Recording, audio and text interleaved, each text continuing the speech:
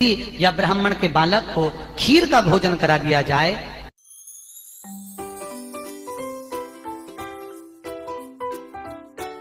कुछ बातें शिव महापुराण में जो वर्णन करी गई, जैसे दीप महत्वता, घर में 2 दिए हमेशा रखना चाहिए, घी का दिया हो चाहे तेल का दिया हो। ज्यादा से ज्यादा दियों को बदलना नहीं चाहिए। जैसे मालूम पड़े आज ये वाला दिया लगा दिया, फिर 15 दिन चला उसको फेंक दिया, दूसरा दिया लगा दिया। शास्त्र कहता है, शिव महापुराण कहती है, जिसके घर में दिया एक लेता है और वही दिए में निरंतर बत्ती लगती रहती है तो उसके घर में संपदा की वृद्धि होती रहती है। दिया ज्यादा नहीं बदलना चाहिए। संपदा की जैसे बेल के घर में संपदा की कमी हो, 1 रुपए मार के 1 रुपए खर्च होता हो, पैसा हाथ में नहीं दिखता हो, तो शिव ब्राह्मण के बालक को किया गया खीर का भोजन करा दिया जाए। और यदि ये भी नहीं करा सकते तो सोमवार की सोमवार शाम के समय अगर बेलपत्र के पेड़ के नीचे घी का दिया लगाकर आए, 5 सोमवार लगाकर आइए, अपने आप लक्ष्मी में बरकत बनना चालू हो जाती है, संपदा बनना चालू हो जाती है। क्यों?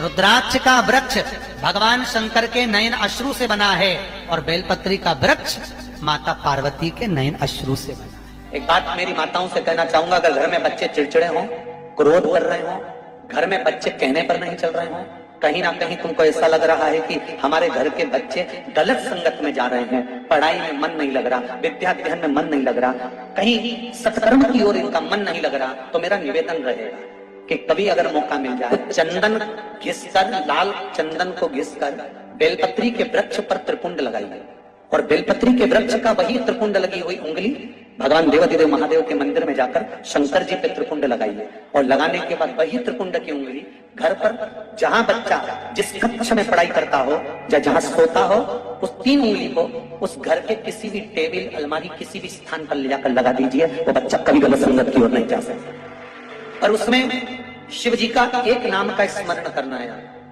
शंकर जी का एक नाम का स्मरण करना है, जिसका नाम है अवधूतेश्वर।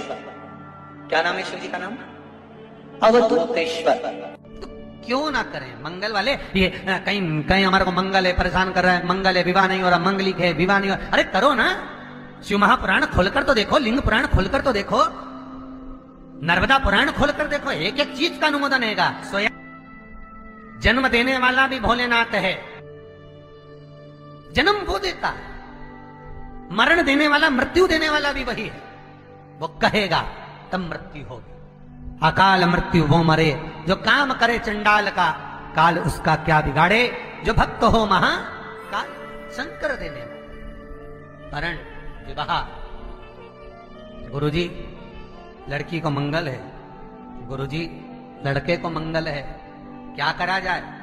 कुछ मत करो। प्रदोष के व्रतों में वर्णन किया गया है कि रवि का प्रदोष, भौम का प्रदोष, मंगल का प्रदोष, बुध का प्रदोष, गुरु का प्रदोष, शुक्र का प्रदोष, शनि का प्रदोष। जो प्रदोष पढ़ते हैं पूरे महीनों में, पूरे वर्ष में, मंगल का प्रदोष निकाल कर रख लो कि मंगल का प्रदोष इस दिन पड़ रहा है, मंगल की त्रयोदशी तिथि पड़ रही है, प्रदोष व्रत मंगलवार का पड़ रहा है। और जिन लड़का लड़की को मंगल होते हैं, जिन कन्या और वर को मंगल होते हैं, केवल शंकर भगवान के मंदिर में जाकर चौमुखी दिया, 4 बत्ती का दिया आटे का, उसमें घी डालकर लड़की शंकर भगवान के मंदिर में मात्र 7 बार शंकर पे से उतार कर, 3 बार स्वतः उतार कर शिव के मंदिर में रख देती है। उसका मंगल आड़े आता ही नहीं है और वो लड़की का विवाह मात्र 3 महीने के अंदर लड़के लड़की का विवाह पक्का हो जाता। मंगल नहीं आता सामने। मंगल प्रदोष व्रत का इतना महत्व है महाराज। ये प्रदोष व्रत होता क्या है? प्रदोष व्रत का महत्व क्या है? शिव महापुराण की कथा कहती है, शंकर भगवान का प्रदोष का व्रत, अर्थात चंद्रदेव को जो क्षय रोग हो गया, बीमार पड़ गए, शरीर गलकर नीचे गिरने लगा, तब देवर्षि नारद ने भगवान चंद्र को शंकर भगवान के पूजन का विधान बताया और पूजन करते करते त्रयोदशी तिथि आ गई। जिस त्रयोदशी के दिन चंद्रदेव ने सुबह से शाम तक कुछ नहीं खाया। शाम के समय सूर्य अस्त के पहले चंद्रदेव ने स्नान किया, श्वेत वस्त्र धारण करे और श्वेत वस्त्र धारण कर चंद्रदेव शंकर के शिवलिंग की पूजन करने बैठ गए।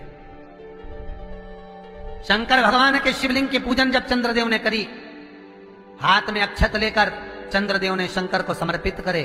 ओम उमापति नमः कहकर जब चंद्रदेव ने शिव को समर्पित करे, भगवान शंकर त्रयोदशी के दिन प्रदोष समय में, प्रदोष काल में प्रकट हो गए और प्रकट होकर बोले, हे चंद्र, तुमने आज मेरा अनुरोधन किया है, आज मेरा स्मरण किया है, जाओ आज त्रयोदशी के दिन प्रदोष काल में मैं तुम्हारे शरीर को स्वस्थ करता हूं। तब से ये प्रदोष व्रत प्रारंभ हुआ है। किसने करा है प्रदोष व्रत? भगवान विष्णु ने करा था। जब घोड़े का मुंह लगा, हयग्रीव अवतार, लक्ष्मी जी हंस दी थी तो घोड़े का मुंह भगवान विष्णु का लगा, तब भगवान विष्णु ने प्रदोष व्रत करा था।